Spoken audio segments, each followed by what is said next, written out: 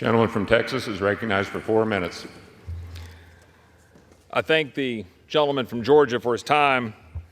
And with respect to the gentleman from Maryland, I understand the perspectives with respect to free speech.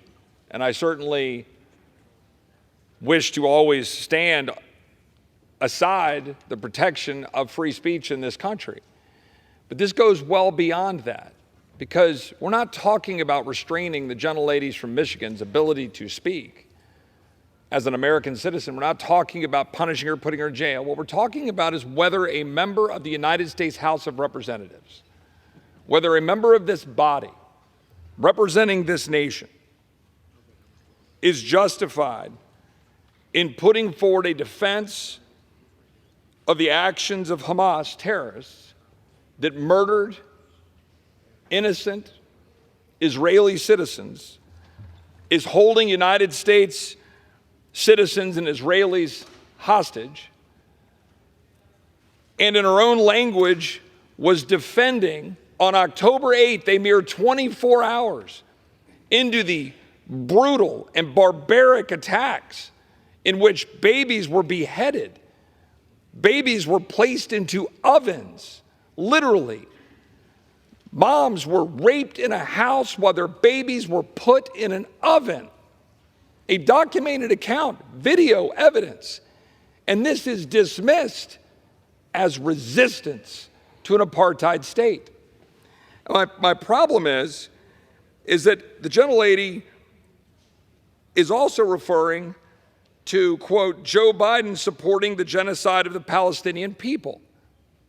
The gentlelady has put forward that by virtue of the United States of America funding in solidarity the people of Israel in defense of their right to exist, that by virtue of our position as Americans, standing in front of that flag in this chamber representing 330 million Americans, that by funding and supporting Israel, we are somehow perpetuating the call for violence that we saw unfold right before our eyes on October 7th in the most brutal and heinous acts that some of us have ever seen.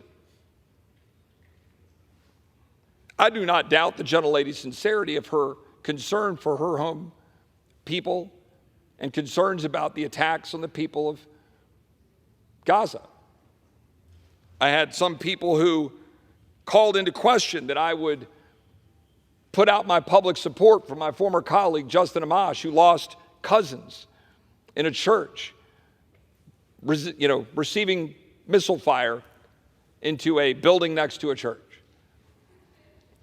I genuinely pray for the people of Israel, the people of Gaza, the people throughout the world that are now dealing with all of this.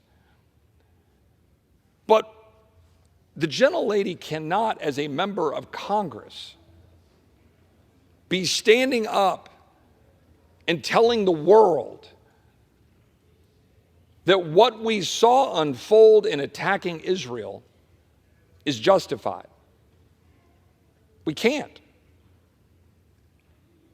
Free speech matters. I have grave concern right now about where this institution is going with respect to censures. I voted against the censure last week because I thought it had drafting problems, and I thought it had significant concerns it raised. I believe the work that was done by my friend from Georgia here put forward a resolution that is worthy of support. And so I support the resolution and believe that we should pass it. I thank the gentleman from Georgia.